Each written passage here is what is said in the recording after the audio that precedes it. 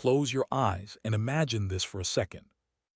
It's the dead of winter in medieval England, the kind of cold that crawls through wool, through skin, through bone, the kind of cold that kills healthy men in their beds, and somewhere deep inside a frozen forest, miles away from any village fire or church shelter, a hunted man is trying not to die before sunrise. His boots are soaked. His stomach has been empty for 2 days. Frost hangs from his beard like shattered glass, and somewhere behind him, perhaps only a few miles away, sheriff's men are still searching the woods with dogs and torches, because this man is an outlaw, and in medieval England that word did not mean rebel hero or charming thief. It meant something far more terrifying. It meant you were legally erased, outside the protection of society itself. A man who could be killed by anyone without consequence. No trial, no mercy, no questions asked. And yet, despite this impossible situation, despite freezing temperatures and starvation and constant fear, thousands of outlaws survived in these forests for years, some for decades, while trained soldiers and noblemen sometimes died in castles with roaring fires and stocked kitchens. And that raises a question almost nobody asks. How? How did desperate peasants with no supplies survive winters that should have killed them in days? What knowledge did they possess that modern people have almost completely forgotten? Because the truth is, medieval outlaws were not just hiding from the law. They were participating in one of the harshest survival tests imaginable. And unlike the romantic legends we grew up hearing, most of these men were not Robin Hood figures stealing from the rich for noble causes. Many were farmers crushed by debt, starving hunters caught poaching deer on royal land, laborers who lost their tempers during drunken fights, ordinary people destroyed by a legal system with almost no forgiveness. And once declared an outlaw, the forest became their only chance, not because it was safe, but because civilization had become even more dangerous.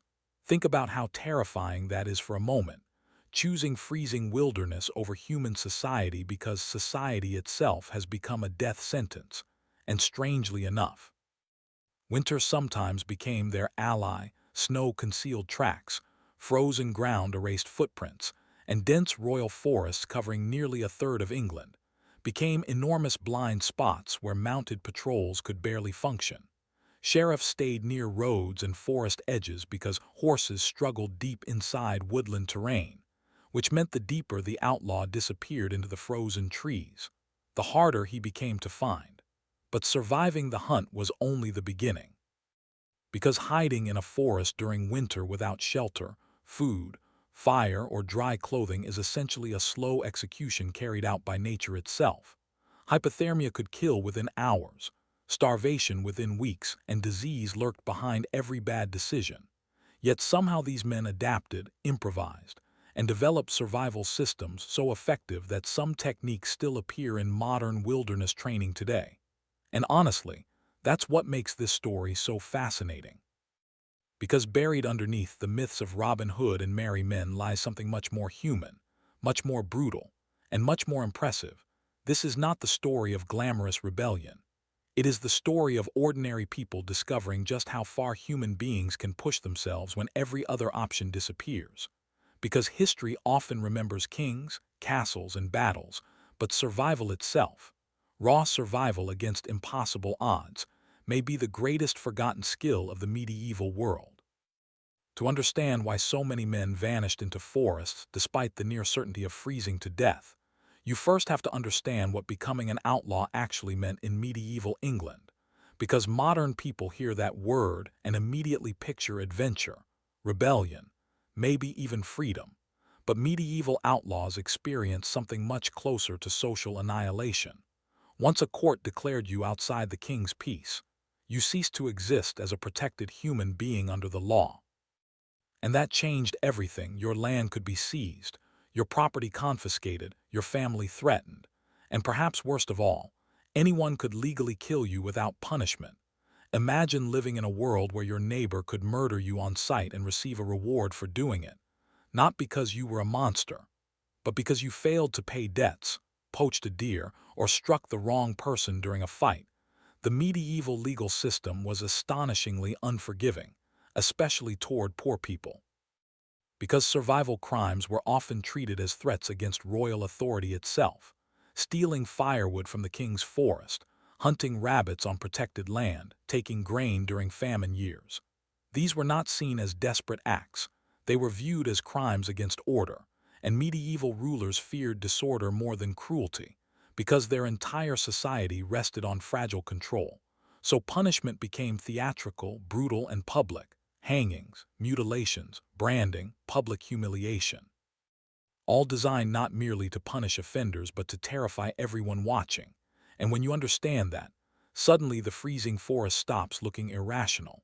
Because from the perspective of an outlaw, civilization itself had become a trap filled with informants, bounty hunters, and neighbors desperate enough to betray you for a few silver coins.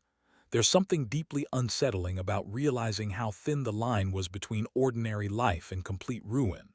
One failed harvest, one unpaid tax, one violent argument, and suddenly a peasant could go from working fields to hiding beneath snow-covered branches while armed patrols searched for him.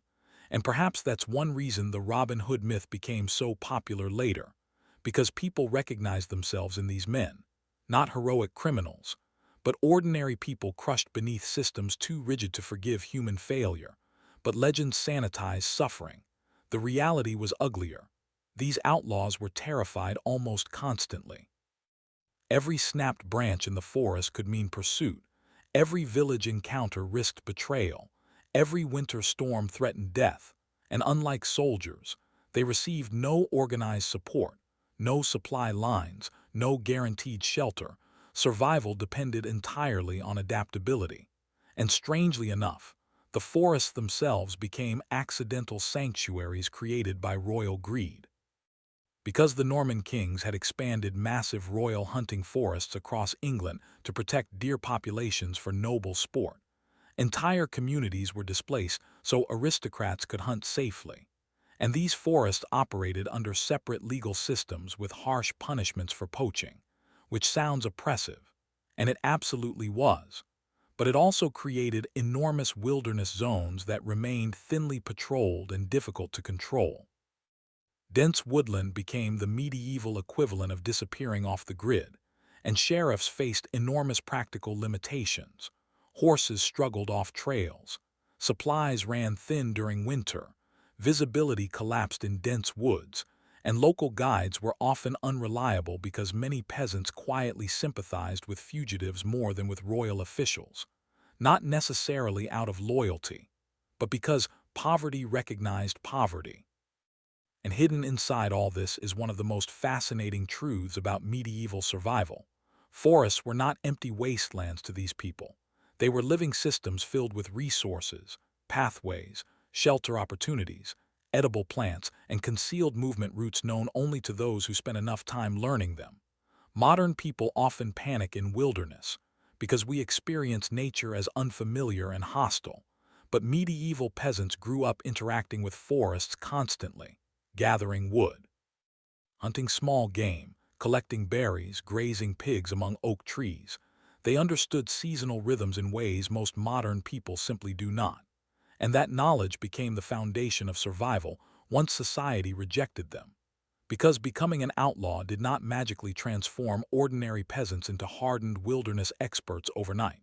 But desperation accelerated learning brutally fast, mistakes killed quickly, and the survivors became astonishingly resourceful, not because they were special, but because human beings adapt with incredible speed when failure means death.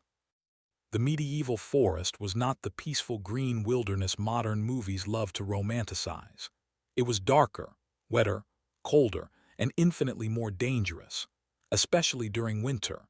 And for outlaws hiding there, the forest became both protector and executioner at the same time. Because while the trees concealed them from sheriffs and bounty hunters, they also trapped them inside an environment where one bad decision could end a life before dawn. And perhaps the first thing modern people fail to understand is just how enormous these forests truly were. By the 12th century, royal woodland stretched across massive portions of England, dense tangled territory where sunlight barely reached the ground even during daytime. Ancient oak groves twisted together with thorny undergrowth. marshes hidden beneath dead leaves, ravines concealed by snow, entire landscapes designed by nature to confuse and exhaust anyone unfamiliar with them. And winter transformed these forests into something even more terrifying. Daylight shrank to only a few weak hours. Temperatures plunged below freezing for days at a time. Snow muffled sound until the woods felt eerily silent, and every gust of wind carried the possibility of death through exposure. But strangely enough, winter also gave outlaws advantages that summer did not, because snow-covered forests became harder for mounted patrols to navigate. Frozen mud concealed footprints better than wet autumn ground, and thick fog drifting through bare trees often limited visibility to only a few yards. The very conditions that threatened the outlaws also protected them, and survival depended on learning how to use the forest itself almost like a weapon. Experienced fugitives avoided obvious trails entirely, moving instead through stream beds, dense brush, and ridgelines where tracking became difficult. They learned which hills blocked northern winds, which valleys trapped deadly cold air overnight, and which groves of evergreen trees offered better protection from snowfall. Because forests are not uniform environments, some places steal heat from the body faster than others, and medieval outlaws became experts at reading those invisible differences. In many ways, they developed an understanding of wilderness far deeper than most modern hikers ever achieve, because they were not visiting nature recreationally. They were negotiating with it constantly. Every decision mattered: where to rest, when to move, how long to travel before sweating too heavily inside wool clothing. Because sweat itself became dangerous during winter, wet fabric drained body heat rapidly once movement stopped. So experienced outlaws paced themselves carefully, balancing speed against overheating, which sounds simple until you imagine doing it while starving, exhausted, and terrified of capture. And fear itself became another enemy inside the forest. Because the woods were never truly empty, wolves still roamed parts of medieval England during earlier centuries. Wild boars could seriously injure hunters, and perhaps most dangerous of all were other human beings hiding among the trees: rival outlaw bands, desperate fugitives, escaped criminals, men just as hungry and frightened as you were. And unlike modern society, there was almost no reliable authority deep inside the forest. Disputes were settled through violence or intimidation, because survival left little room for mercy. Yet despite all this danger, something remarkable happened over time. Many outlaw groups began adapting to forest life so effectively that they developed their own hidden networks, camps, movement routes, and communication systems beneath the king's nose. And this is where the historical reality starts becoming even more fascinating than fiction. Because these forests slowly transformed into parallel societies operating outside official civilization entirely, tiny hidden worlds where survival knowledge became more valuable than noble birth or social status, where a man capable of finding dry firewood during freezing rain possessed greater importance than a knight carrying expensive armor. And maybe that's one reason the forest terrified medieval authorities so deeply. Because once people disappeared into those woods long enough, they stopped depending on the structures that controlled ordinary society. They became unpredictable, difficult to govern, difficult to punish. And while most outlaws never escaped misery completely, the forest still offered something civilization no longer did: possibility, however fragile, however temporary. And perhaps that tiny possibility of survival was enough to keep desperate people walking deeper beneath the trees long after reason might have told them to surrender.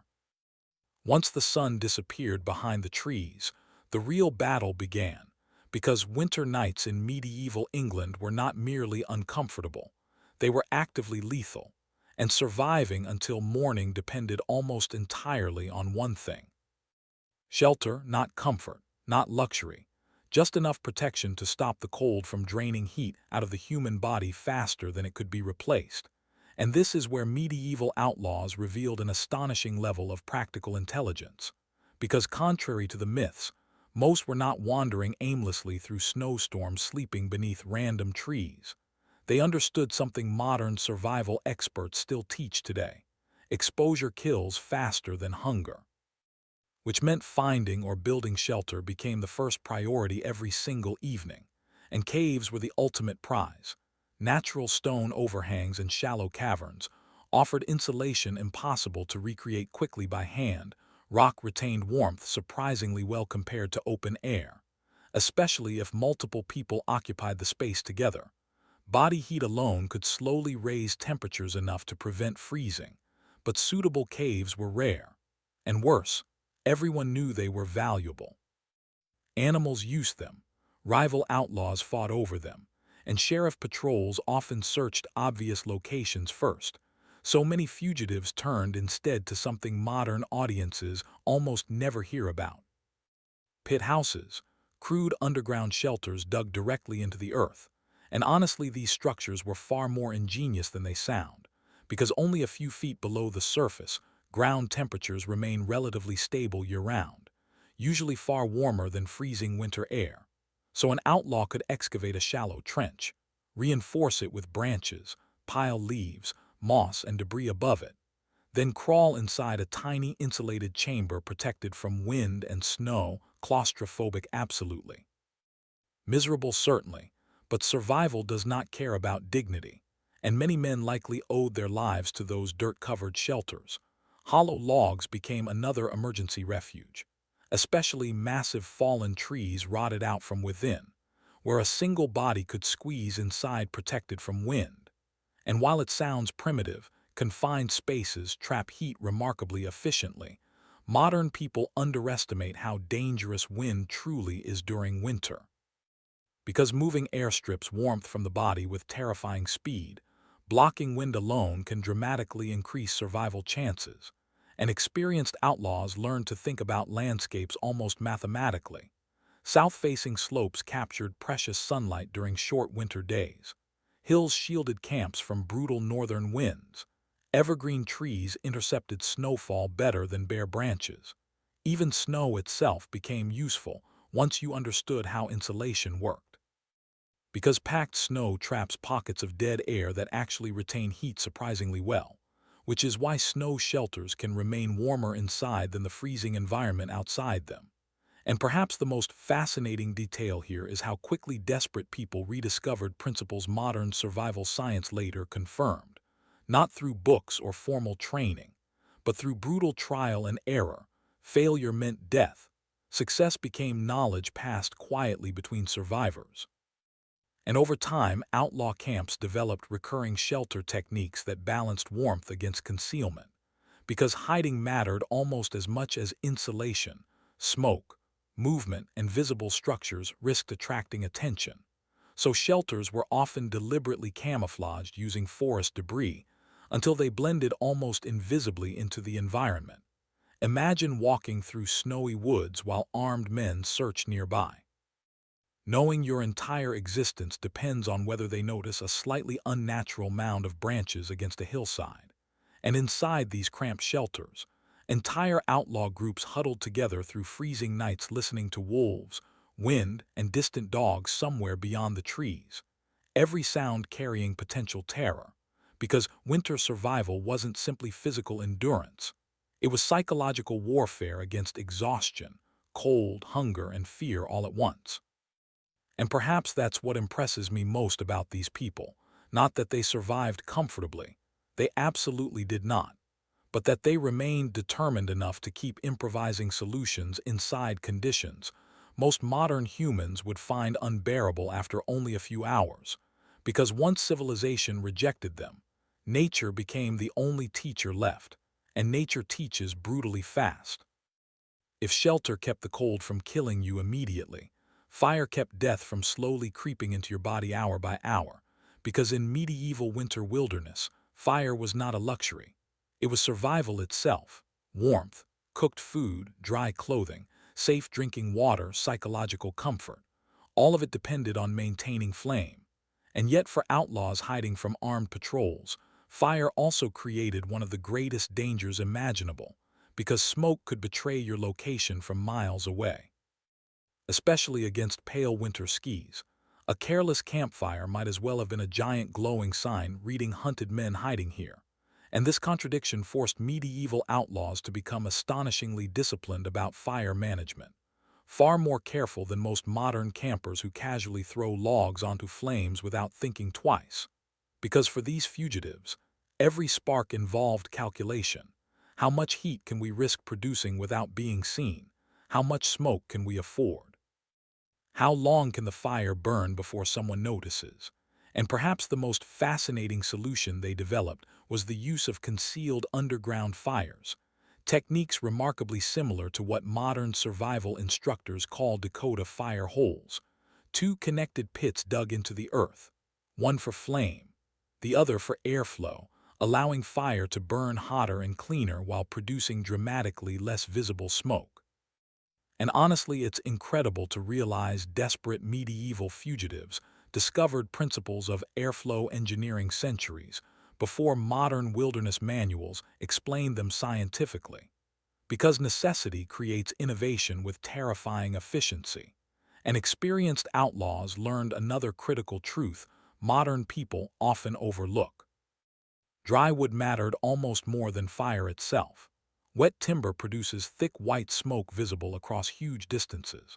So surviving winter meant collecting deadfall early and storing it inside shelters where body heat and residual warmth could slowly dry it over days or weeks. Patience literally became life-saving strategy, which sounds simple until you remember these men were exhausted, starving, and constantly hunted, yet still disciplined enough to think several days ahead. And maybe that's what survival truly is at its core, the ability to plan for tomorrow while suffering today, because panic kills faster than cold. And beyond warmth, fire became deeply psychological too. Modern people underestimate what darkness does to the human mind when experienced continuously inside hostile wilderness. Winter nights stretched endlessly beneath ancient forests filled with unfamiliar sounds, cracking branches, distant animals, wind moving through dead trees like whispers. And hidden flames created tiny islands of sanity against overwhelming fear. But even comfort required caution.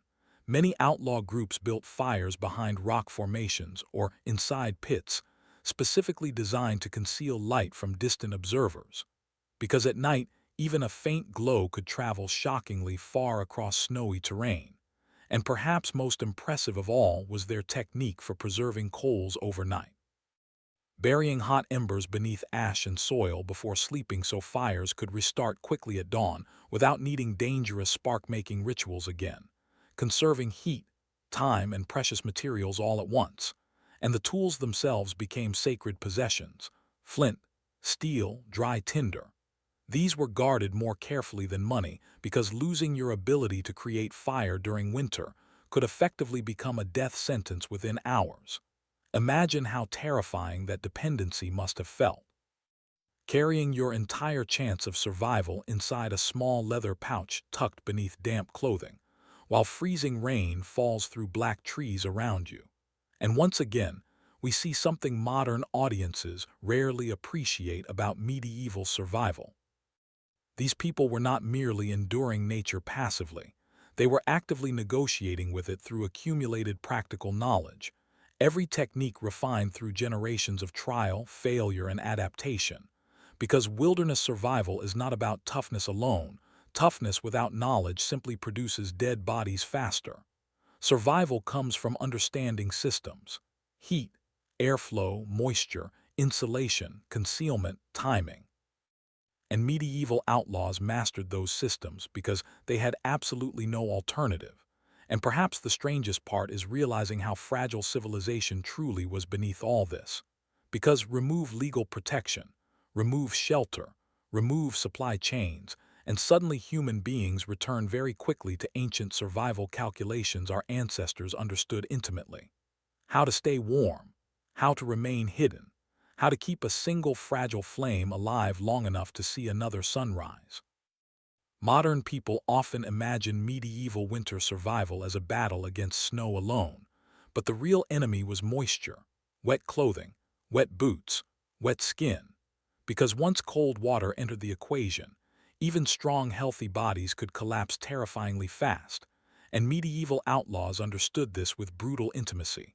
Long before science explained hypothermia or thermal insulation, they learned through suffering that staying dry mattered even more than staying warm.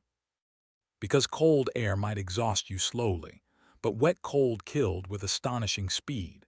And perhaps nothing reveals the practical intelligence of these fugitives better than the way they treated clothing, especially wool, which became one of the most valuable survival tools in the entire forest. Because unlike linen or simple plant fabrics, wool continued insulating even after becoming soaked, trapping warmth close to the body instead of stealing it away. And suddenly, those heavy, uncomfortable wool cloaks modern audiences associate with medieval misery start looking less primitive and more ingenious.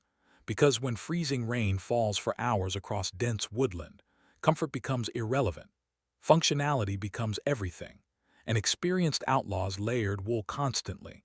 Stolen cloaks, rough blankets, animal skins worn fleece-side inward against the skin, all designed to preserve tiny pockets of body heat through endless damp cold. And honestly, the more you study medieval survival, the more you realize how many primitive practices were actually deeply sophisticated adaptations developed through generations of hardship. Because these people understood their environment physically rather than academically. They knew what worked because failure left corpses behind. And nowhere was that knowledge more important than protecting the feet, because feet determined mobility, and mobility determined survival. A man unable to walk quickly through winter forest might as well already be dead, but medieval footwear was terrible by modern standards. Thin leather shoes with almost no insulation, no waterproofing and poor traction, especially once snow turned into freezing mud, which meant outlaws had to improvise constantly, wrapping feet and lower legs with strips of wool fabric that could be adjusted, dried, and replaced more easily than damaged shoes. And while it sounds crude, layered cloth wrappings often functioned better in wet winter conditions than stiff leather boots that trapped moisture inside, because flexibility mattered more than appearance. And medieval survival had no patience for vanity. Animal fat became another strange but effective tool, rubbed into wool and leather as primitive waterproofing, creating greasy, wind-resistant coatings that helped repel rain and snow, though probably smelling absolutely terrible. And perhaps this is one of the most important realities modern people miss when imagining the medieval world. Survival was overwhelmingly sensory: constant cold, damp fabric sticking to skin, smoke trapped inside clothing, wet earth beneath exhausted feet, hunger twisting the stomach while freezing wind cuts across open ground. These outlaws were not heroic fantasy characters striding dramatically through snowstorms. They were tired, frightened human beings enduring relentless physical discomfort every hour of every day. And yet, despite all this misery, they adapted with incredible persistence. Because adaptation is one of humanity's oldest skills, and winter clothing raids became essential operations precisely because garments meant life itself. Outlaw bands targeted isolated farmhouses, monasteries, and storage sheds, specifically searching for wool blankets, cloaks, and animal skins. Not out of luxury, but because a single good cloak might determine whether someone survived until spring. Think about how strange that feels compared to modern life, where clothing is fashion, disposable, almost trivial, while for medieval fugitives fabric represented warmth, shelter, camouflage, and time. Extra days of survival literally wrapped around the body. And hidden inside all this is another uncomfortable truth about the Middle Ages. Poverty itself was often lethal long before crime entered the picture, because many outlaws fled into forests already malnourished, underdressed, and physically weakened by hard labor. Meaning winter did not attack healthy, prepared adventurers. It attacked exhausted peasants barely surviving to begin with. And perhaps that makes their endurance even more remarkable, because these were not superhuman wilderness experts. They were ordinary people forced by desperation to become extraordinarily resourceful under conditions that should have destroyed them. No matter how well an outlaw hid, no matter how warm his shelter or how carefully managed his fire, Eventually, the same problem returned every single day with brutal consistency. Hunger, because winter survival is really just a race between the human body and starvation. And medieval forests, despite appearing barren and lifeless during cold months, contained far more food than most modern people would ever notice. But only if you possess the knowledge to find it. And perhaps that is one of the greatest forgotten truths of the medieval world. Nature rarely offered abundance freely. Survival depended on observation, patience, and understanding hidden systems most people walked past without seeing, because to an inexperienced outsider, the winter forest looked empty, dead trees, frozen ground, silent undergrowth. Yet to experienced outlaws it became an enormous map of potential calories waiting to be recognized. And hunting naturally played a major role, though not in the glamorous way movies often portray, because chasing deer dramatically through snowy woods wasted precious energy and attracted attention. Smart outlaws hunted efficiently, quietly, and opportunistically. Rabbits became perhaps the single most important food source in many regions because they reproduced rapidly, moved along predictable trails, and could be trapped silently with simple snares made from twisted plant fibers or stolen cord. Passive hunting mattered enormously during winter because energy conservation became almost as important as food itself. Burning more calories searching for meals than you gained from eating them was a death spiral many inexperienced fugitives likely never escaped. And that's something modern audiences rarely appreciate about wilderness survival. Every movement becomes an economic calculation. Every step spends energy. Every mistake increases risk. And experienced outlaws learn to let the forest work for them whenever possible. Studying animal tracks in snow like detectives reading messages written across the landscape, fresh deer prints revealing movement routes, rabbit trails carving narrow paths beneath bushes, birds gathering near exposed seeds or unfrozen water.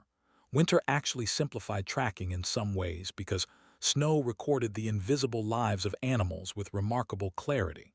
And perhaps most fascinating of all was how deeply these fugitives relied on foraging even during supposedly barren months. Because medieval peasants possessed plant knowledge modern societies have almost entirely lost. They knew acorns could become edible after soaking away bitter tannins in running water for weeks. They recognized rose hips as crucial sources of nutrition long before vitamins were scientifically understood. They identified edible mushrooms surviving on rotting logs through freezing weather. And in extreme situations, they even stripped cambium, the soft inner bark layer beneath certain trees, boiling it into rough starvation gruel capable of sustaining life temporarily. And honestly, there's something humbling about realizing how disconnected modern people have become from environments our ancestors navigated instinctively. Because these outlaws saw resources where we see emptiness, possibilities where we see inconvenience, and maybe that's because hunger sharpens awareness brutally fast. Desperation forces attention onto details comfort allows us to ignore. Even squirrels became accidental suppliers, their hidden winter nut caches carefully observed and stolen by attentive fugitives who watched where the animals buried food during autumn months, which sounds almost absurdly resourceful until you remember starvation leaves little room for pride, and preserving food became equally critical, because successful hunting meant nothing if meat spoiled quickly or fires became too dangerous to maintain constantly. So outlaw groups smoked strips of meat slowly over concealed fires, creating primitive jerky capable of lasting weeks or months, transforming short-term success into longer-term security. And perhaps this constant obsession with food reveals the deepest psychological difference between medieval survival and modern life, because most modern people rarely experience true hunger anymore. Not the consuming physical calculation where every decision revolves around obtaining enough calories to keep functioning tomorrow, but for outlaws hunger shaped nearly every waking moment, influencing movement, risk-taking, relationships, and morality itself, because starving people become willing to do frightening things in order to survive. And once again, we see why the forest became both sanctuary and prison simultaneously. It offered resources civilization denied them. But extracting those resources required endless labor, knowledge, patience, and luck, and one harsh storm, one failed hunt, one infected wound during a week period could still collapse everything terrifyingly fast, because medieval winter survival was never stable, never secure, merely balanced temporarily between one meal and the next.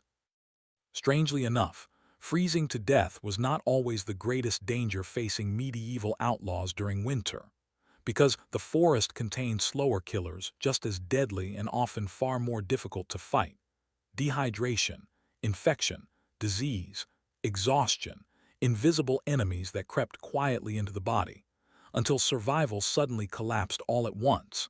And perhaps nothing demonstrates how counterintuitive wilderness survival can be better than the problem of water.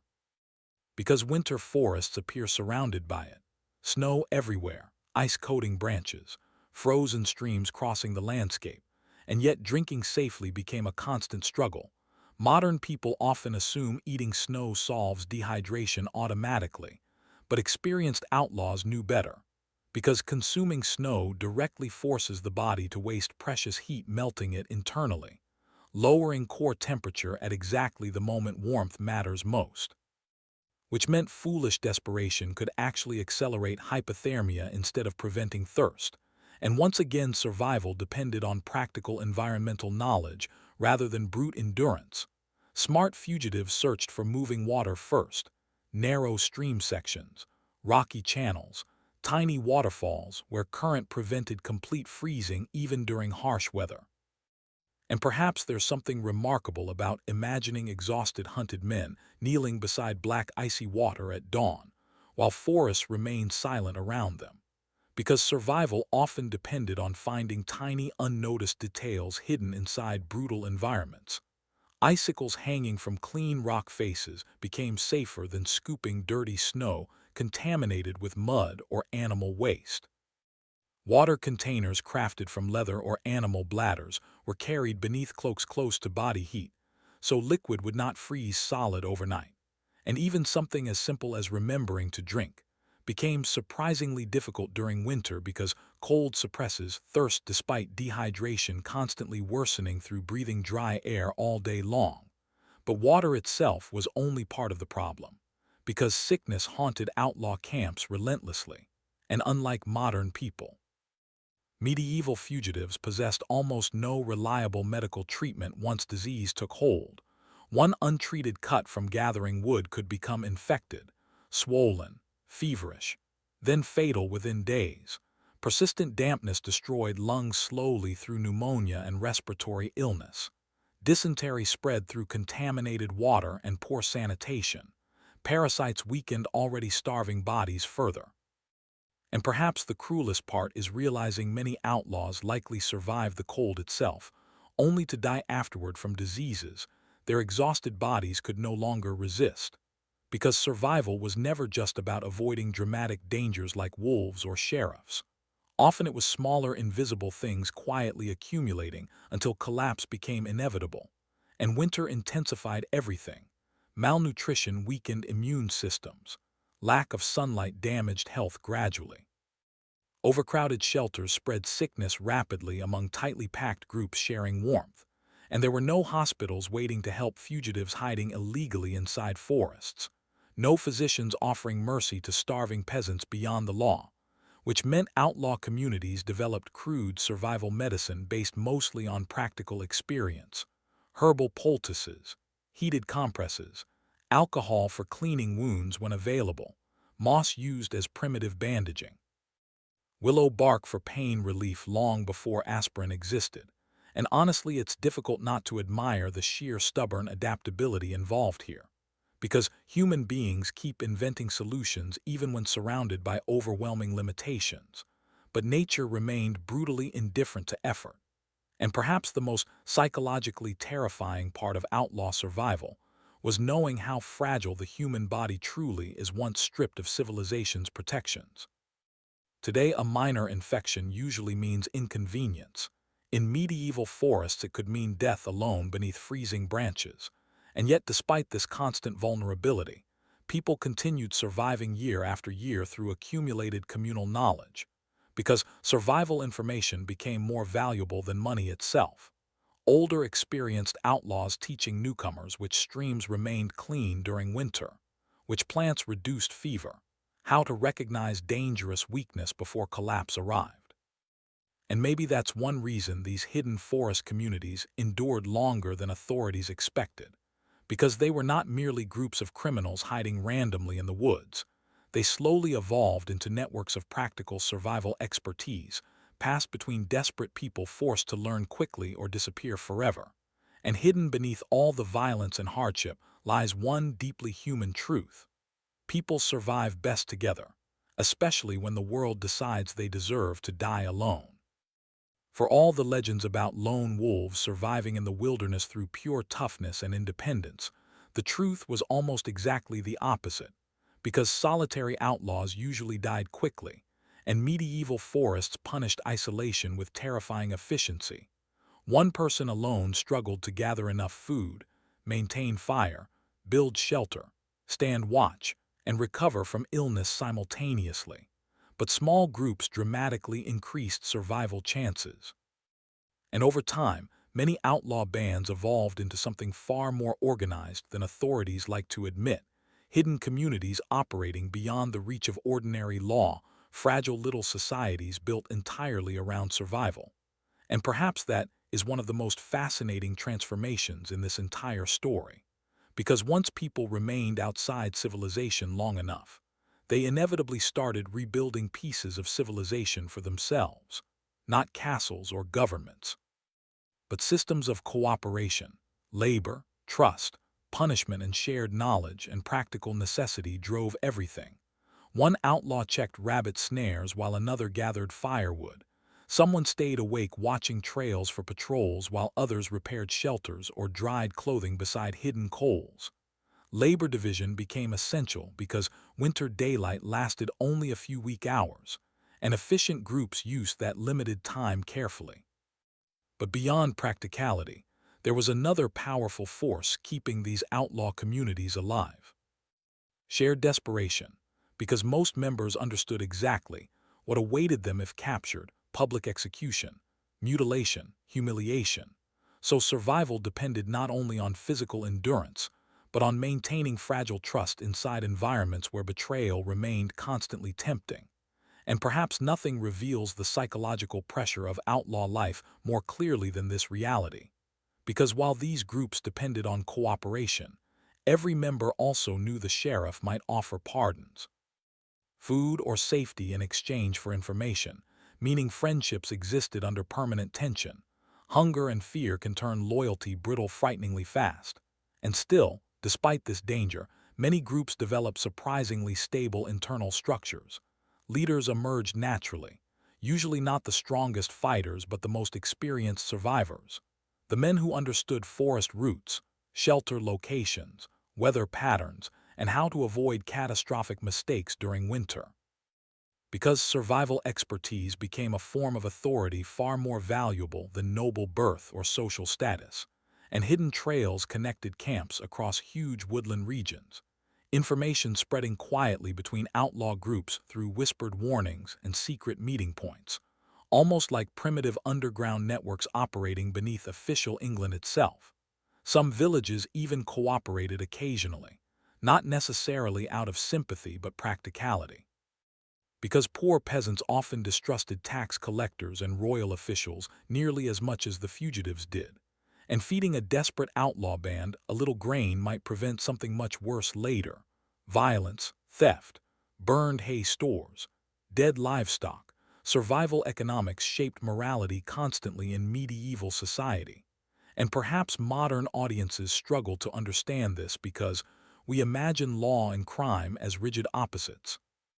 But medieval rural life existed inside endless negotiation between authority and necessity. People bent rules constantly simply to survive harsh conditions, and outlaw communities became extensions of that reality pushed to extremes. Some even included women and children over time, especially longer-lasting camps hidden deep inside large forests, which completely destroys the fantasy image of merry gangs endlessly adventuring through the woods. Because these were not temporary hiding places anymore. They were desperate attempts at building sustainable life beyond the law, tiny illegal villages surviving beneath snow-covered trees, while kingdoms hunted them from afar. And yet even the strongest outlaw communities remained frighteningly fragile. Because one disease outbreak, one betrayal, one failed winter hunt, one successful sheriff raid could destroy years of accumulated survival knowledge almost overnight. And perhaps that fragility is what makes these hidden societies so remarkable, because despite everything stacked against them, cold, hunger, disease, fear, violence, they still kept rebuilding human connection in the wilderness. Because maybe civilization itself is not really castles or crowns or legal systems at all.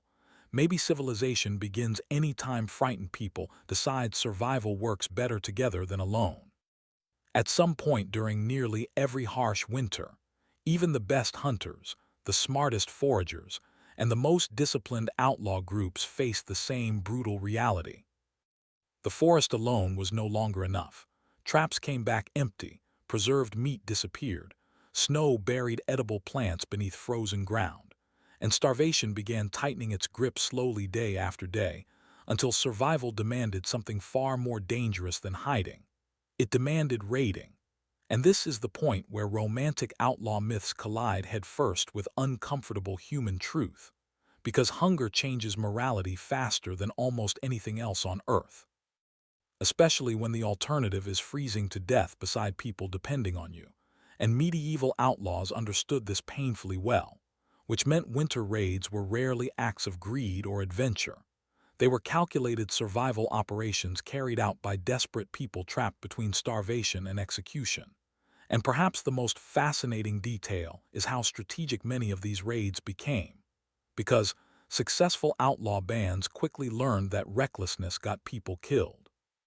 So instead of charging blindly into villages like cinematic bandits, experienced groups studied targets carefully: isolated monasteries, manor storehouses, remote farm granges, places where winter supplies accumulated in large quantities but defenses remained relatively weak. And honestly, there's a strange irony hidden here, because the same feudal system that created desperate fugitives also concentrated enormous food reserves in predictable locations: grain, salted meat, wool blankets, candles, tools, all stored behind thin walls while starving peasants froze in nearby forests. And perhaps that contrast alone explains why some villagers quietly sympathized with outlaws more than authorities like to admit, because inequality becomes difficult to ignore during famine years, especially when wealthy landowners remain warm while poor families starve. And winter itself became an accomplice to raiding in strange ways. Heavy snowfall concealed tracks quickly. Freezing weather reduced nighttime patrols. Isolated roads became difficult for mounted sheriffs to navigate rapidly, and outlaw bands exploited those weaknesses carefully. Scouting guard routines, kennel locations, escape routes, storage buildings, because survival favored patience over bravado. And perhaps the most surprising thing modern audiences discover is what these raiders valued most: not gold, not jewelry, but salt, blankets, cloaks, preserved food, tools. Practical resources capable of extending life through another month of winter. Because money means almost nothing when you're starving inside frozen woods. Calories and warmth become the only currency that matters. And sometimes violence erupted inevitably during these raids. Frightened guards fought back. Desperate outlaws panicked. Blood spilled across snowy farmyards beneath torchlight. But many encounters unfolded far more quietly than legend suggests, because medieval peasants often recognized the same terrifying logic driving everyone involved: survival. And some villages quietly negotiated instead of resisting, exchanging food or supplies for promises of protection or nonviolence. Which sounds shocking until you remember rural communities already distrusted many royal officials collecting taxes and enforcing harsh forest laws. Authority felt distant, while hunger felt immediate. And perhaps that's the deeper tragedy underneath all these stories, because the line separating outlaw from ordinary peasant remained frighteningly thin. One failed harvest, one debt, one accusation could push almost anyone toward the forest eventually. And hidden inside these winter raids lies another uncomfortable truth about human beings generally. Morality becomes far more complicated when survival enters the equation. Because modern people love imagining they would remain principled under extreme hardship, but history repeatedly suggests otherwise.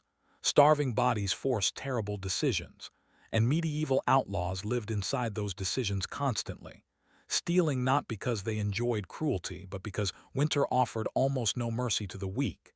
And yet, despite everything, many fugitives still dreamed beyond immediate survival, raiding not just for food but for tools, seeds, clothing. Resources suggesting future plans beyond the forest itself, because most did not imagine dying among frozen trees forever. They hoped for pardons, wars, forgotten accusations, chances to rebuild ordinary lives someday. And perhaps that hope, fragile and irrational as it often was, mattered almost as much as food itself, because survival without hope eventually becomes impossible too. If early winter tested skill and midwinter tested endurance, then late February tested the human spirit itself, because this was the season medieval people feared most, the hungry gap, that terrible stretch of time when stored food vanished but spring growth had not yet returned, when bodies weakened after months of cold and hunger, when even experienced survivors started making mistakes, and perhaps more outlaws died during this period than at any other point in the year.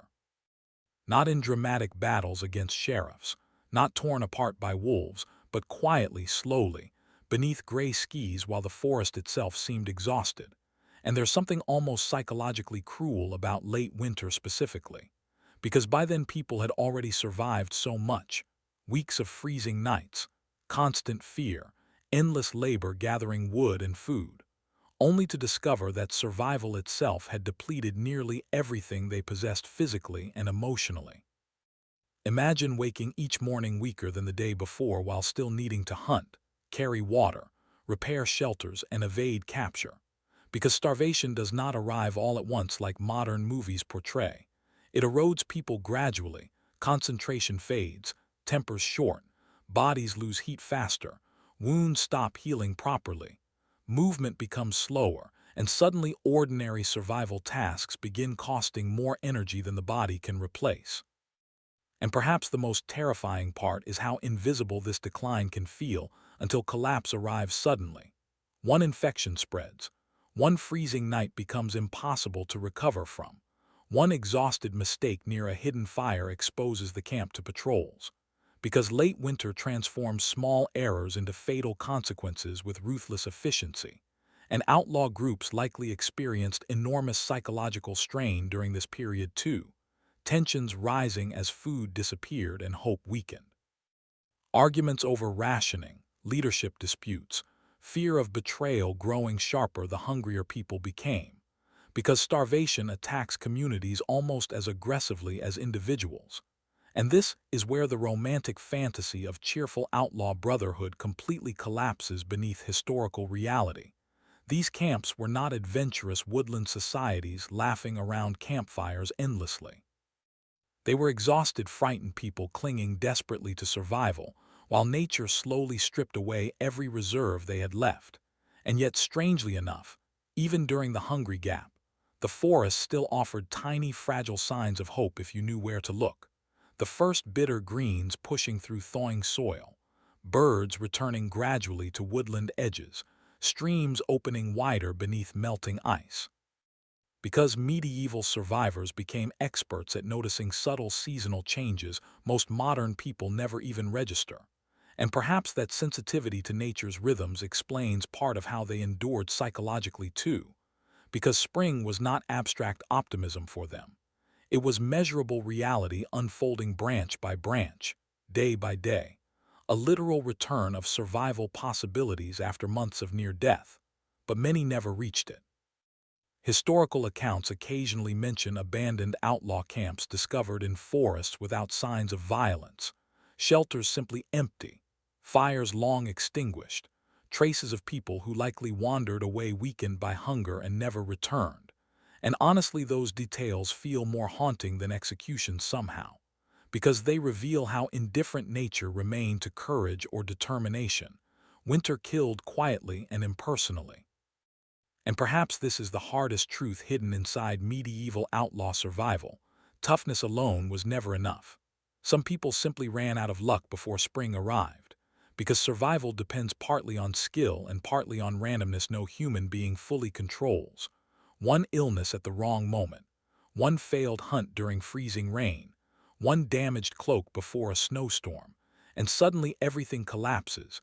Yet despite this brutal uncertainty, many still endured year after year, which says something extraordinary about human adaptability under extreme pressure, because even during the Hungry Gap, people kept searching for food, repairing shelters, sharing warmth, protecting each other, continuing forward through conditions that should have broken them entirely. And perhaps that persistence itself is the most remarkable survival skill humans possess. Not strength, not intelligence, but the stubborn refusal to stop trying even when the odds no longer make sense. For all the songs later written about legendary outlaws surviving forever beneath greenwood trees, the reality was much harsher and far less romantic, because most medieval outlaw stories ended not with triumph but disappearance. Quiet deaths inside forests, betrayals, disease, starvation, or occasionally something stranger. Forgiveness, and perhaps the most fascinating thing about medieval justice, is how inconsistent it could become whenever kings suddenly needed something, especially soldiers, because a man condemned as a criminal during peacetime could transform almost overnight into valuable military manpower once war erupted across the Channel or along the Scottish border. Royal pardons appeared surprisingly often during recruitment periods. Murderers, thieves, poachers, fugitives hiding for years in forests suddenly offered legal redemption in exchange for carrying weapons beneath a king's banner. And hidden inside this contradiction lies one of the deepest truths about medieval authority. Crime itself was often negotiable when power required flexibility. Morality mattered less than usefulness, which must have felt surreal to desperate outlaws who spent years hunted like animals, only to discover the crown would happily forgive them if they became expendable soldiers instead. And honestly, there's something darkly familiar about that pattern even today. Societies condemning vulnerable people harshly, until suddenly needing them for labor, conflict, or political convenience. But not everyone received such chances. Many outlaws simply vanished into the forests permanently, their deaths unrecorded except perhaps by companions who buried them beneath shallow, frozen earth before moving camp again. And nature itself erased most traces quickly. Snowfall covering graves, shelters collapsing back into soil, fires fatting into ash beneath leaves. Because history preserves kings and battles carefully while ordinary suffering disappears almost silently. And perhaps that's why these outlaw stories feel so haunting centuries later. They represent thousands of forgotten lives balanced precariously between survival and extinction. People who existed largely outside official records except when authorities wanted them punished. And even those who survived multiple winters rarely remained in forests forever. The documented average lifespan for active outlawry appears surprisingly short, often only a handful of years before capture, pardon, death, or reintegration into society through strange twists of fortune. Inheritance, marriage, forgotten accusations, because medieval communities had short memories when survival required practicality, especially if a former outlaw suddenly possessed land or useful skills again.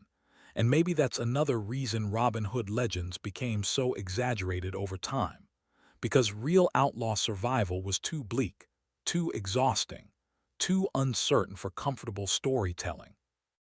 Audiences preferred noble rebels defeating corrupt sheriffs endlessly rather than starving peasants coughing themselves to death beside hidden fires in February. But perhaps the real survivors deserve even more respect precisely because they were ordinary, not mythical heroes blessed with impossible luck. These were frightened, hungry human beings adapting relentlessly to circumstances that should have destroyed them. And those who endured long enough became incredibly valuable teachers inside forest communities, passing down knowledge about shelter construction, food preservation, hidden roots, weather patterns, how to recognize dangerous frostbite before it became fatal, practical survival wisdom purchased through suffering and shared because new fugitives kept arriving constantly, driven into forests by the same brutal pressures generation after generation. And maybe that endless cycle reveals something deeply unsettling about medieval society itself, because outlawry was not some rare accident. It was a predictable consequence of systems so harsh and unequal that ordinary people repeatedly chose wilderness over civilization, freezing forests over legal authority. And perhaps the greatest irony of all is this: the very forests kings tried to control so carefully through hunting laws eventually became refuges for the desperate people those same laws helped create, nature quietly sheltering the human beings society rejected. And although most outlaws never escaped hardship completely, their survival still demonstrates something extraordinary about human resilience. Because stripped of protection, comfort, and legal identity, many still fought relentlessly to remain alive. Adapting with creativity and stubbornness modern audiences often underestimate completely. And maybe that is the true story hidden beneath all the myths, not glamorous rebellion, but the terrifying strength ordinary people discover only after losing everything else. When we look back at medieval outlaws surviving frozen winters deep inside English forests, it is tempting to see them as distant historical curiosities, strange, desperate figures wandering through some brutal, forgotten world completely disconnected from our own. But the deeper you study their lives, the more uncomfortable the similarities become, because beneath the snow and wool cloaks and hidden fires lies something timeless about human beings pushed beyond the safety of ordinary society. These outlaws were not born survival experts. Most were ordinary laborers, fathers, sons, farmers, poor men trapped by debt, hunger, or unforgiving laws.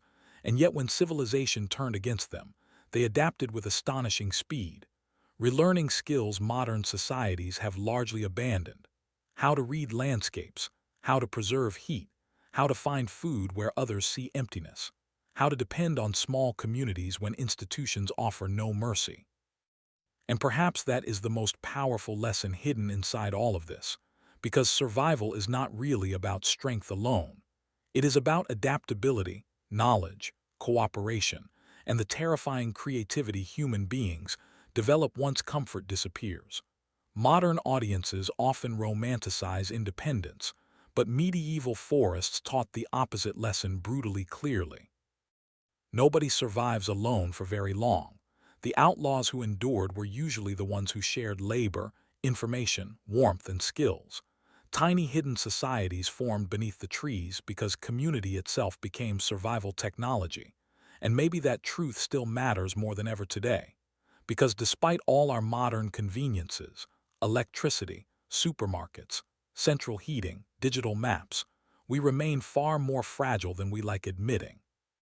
Most people now live completely disconnected from the systems keeping them alive, unable to find water without plumbing, warmth without electricity, food without supply chains, while medieval peasants understood survival physically and intimately every single day.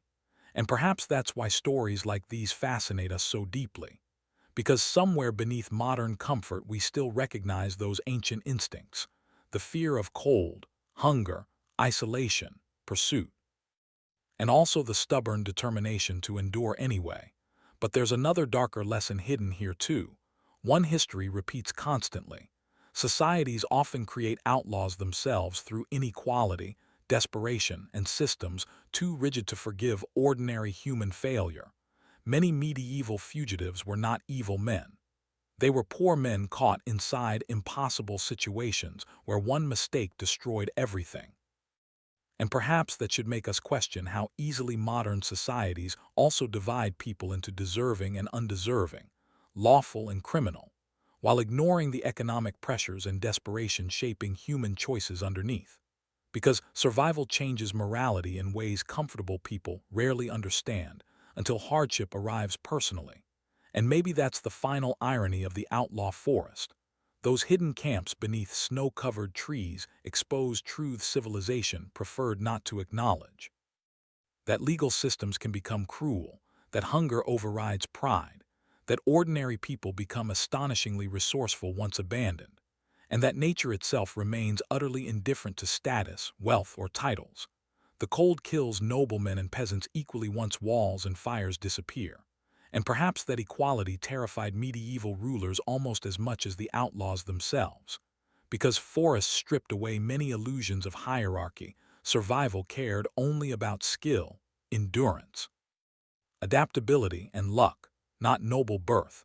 And even now, centuries later, the image still lingers powerfully, hunted figures moving silently through frozen woods, carrying hidden fire beneath stolen cloaks, surviving not because the world showed mercy, but because they refused to surrender to it completely. And maybe that is why their story still matters. Because beneath all the hardship and brutality lies something deeply human, the refusal to disappear quietly. The instinct to keep moving through darkness searching for warmth, shelter, food, another sunrise, another chance, and perhaps in the end that is what the medieval forest remembers most clearly. Not kings, not sheriffs, not laws, but the extraordinary resilience of ordinary people fighting to stay alive after the world decided they no longer deserved protection. The true story of medieval outlaws is not about heroic rebellion or romantic adventure. It is about survival under impossible conditions. Ordinary people abandoned by society who adapted to cold, hunger, fear, and isolation with remarkable resilience and ingenuity. And their lives remind us that human beings are capable of enduring far more than we imagine when survival leaves no alternative.